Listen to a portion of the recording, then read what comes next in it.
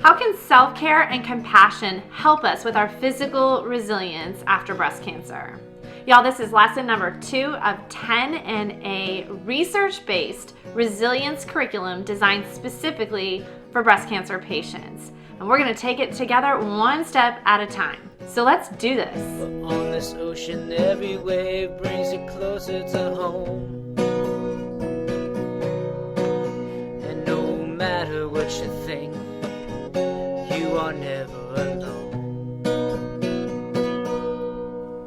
Hey, welcome back, y'all. This is lesson 2, where we're going to talk about how self-care and compassion can help us with our physical resilience. If you remember from before, there are 6 pillars that the research shows helps us with our own resilience. They are self-care and compassion, support and connection, positive effect, healthy coping, finding purpose, and mindfulness. And in today's lesson, we're going to dive into that first pillar on self-care and compassion, but specifically how it relates to our physical resilience following a breast cancer diagnosis.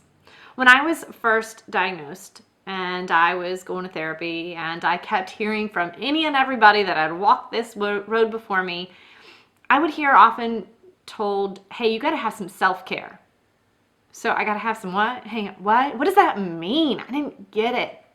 And a lot of times people will use the analogy about the face mask when you're flying, and how if there's some kind of emergency and the little face masks fall down, you're supposed to put it on your own face before helping the person next to you.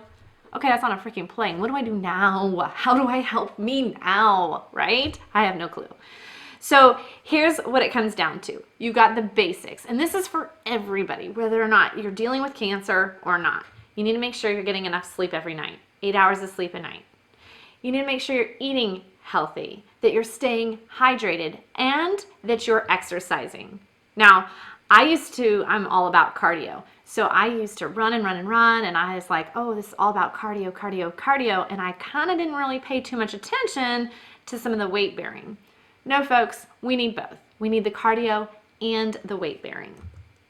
Okay, in terms of cancer, how does this look? Talk about a shift in perspective. We talked about that in our last episode. We're going to have one here because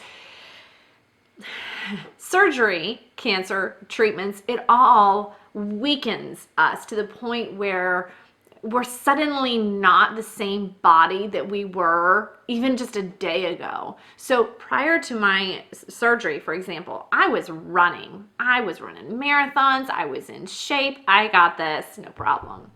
Then I had my surgery, and when I woke up from my surgery, y'all, I couldn't go to the bathroom without needing a nap.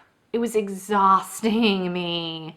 Finally, one day I walked the halls of Walmart, and I say the halls, I mean like maybe half an aisle, and I needed to sleep for like 2 days. Okay, it's exhausting. And here I was running beforehand. So we have to recognize that where we are at this moment, just past whatever treatment it is that we had, we got to change our expectations of ourselves to set ourselves up for success when it comes to resilience and physical resilience.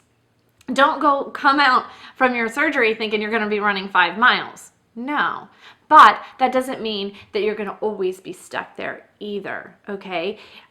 You're going to build yourself up slowly, and eventually you'll be back to running, or maybe yoga's your thing, or whatever. You're going to get your strength back, but who you are immediately following that treatment is going to look different than it was before. That doesn't mean that you can't work on your physical strength, but it's going to look different.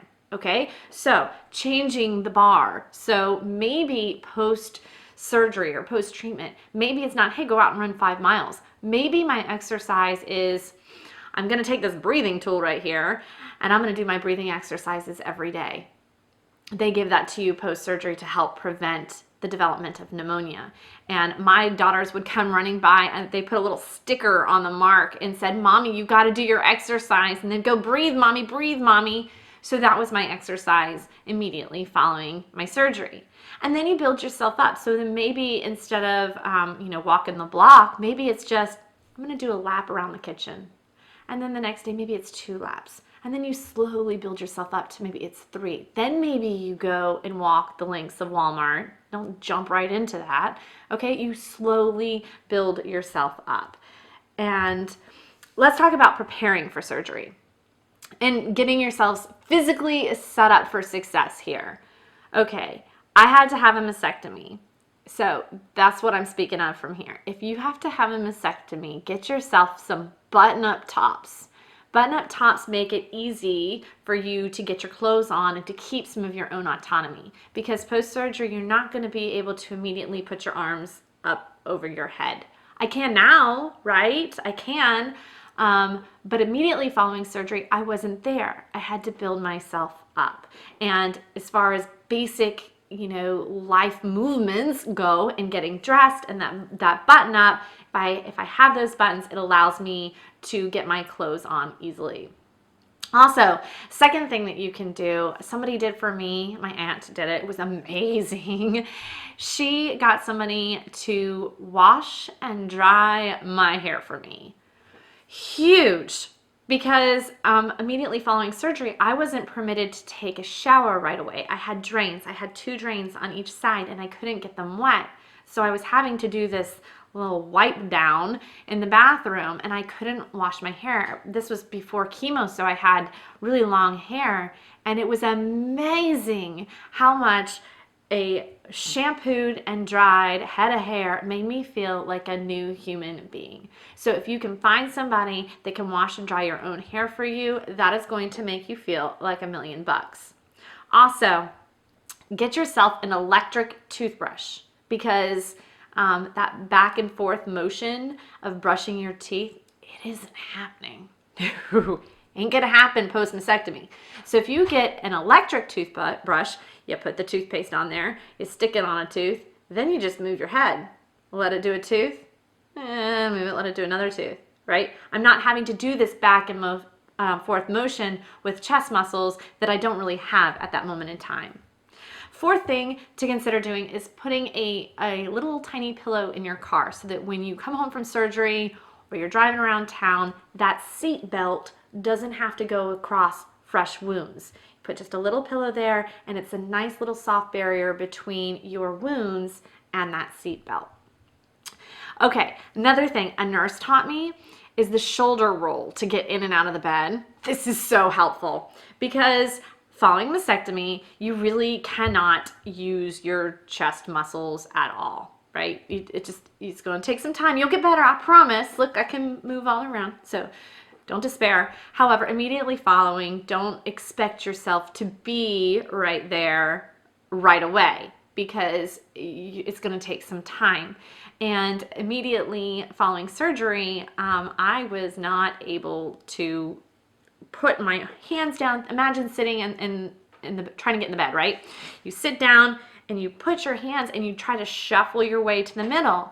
Well, you can't do that if you don't have chest muscles, right? So how on earth do you even get in the bed without it being agony? All right. Nurse taught me cool trick.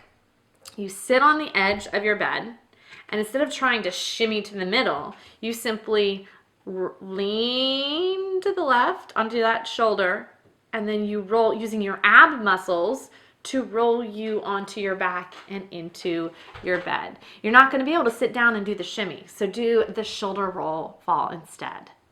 Very, very helpful.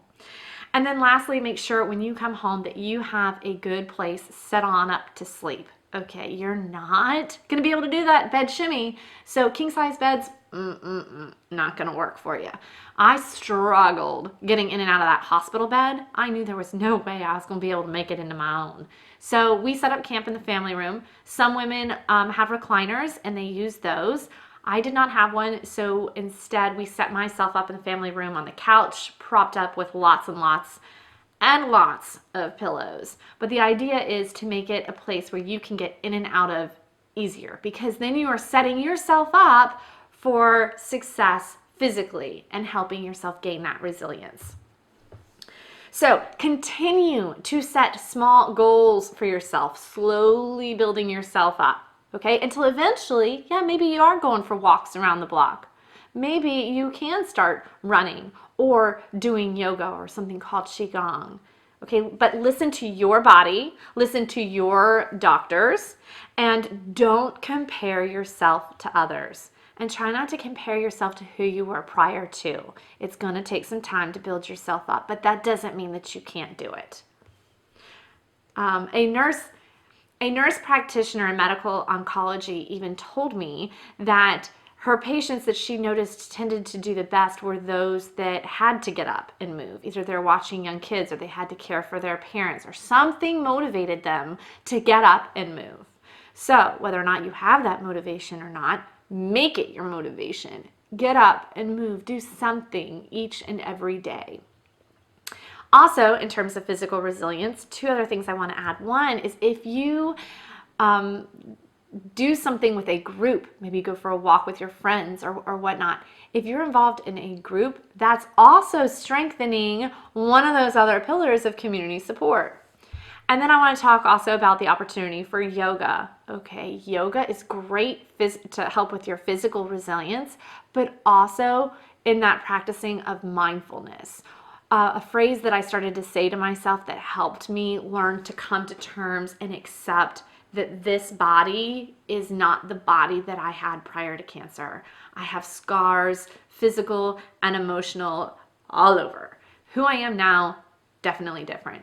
But to learn to come and love and step into owning who I am now, again, work in progress, but I would say these lines over and over. I would say, while doing yoga, this is my mind, this is my body, this is my soul. My mind, my body, my soul. I used to think that yoga was for bendy people, and I'm not bendy, but that's not the case. It's about stepping into owning you and honoring your body, all of it at that moment, what it can do, and working on your physical resilience in the process. So today's challenge or homework, if you will, I've got two little activities. One, I want you to set small, realistic goals to build yourself up. Okay, don't say, I'm going to run a marathon tomorrow. No, today I'm going to do my breathing treatment. Or today I'm going to walk around the backyard. Today I'm going to call and have somebody wash and dry my hair for me.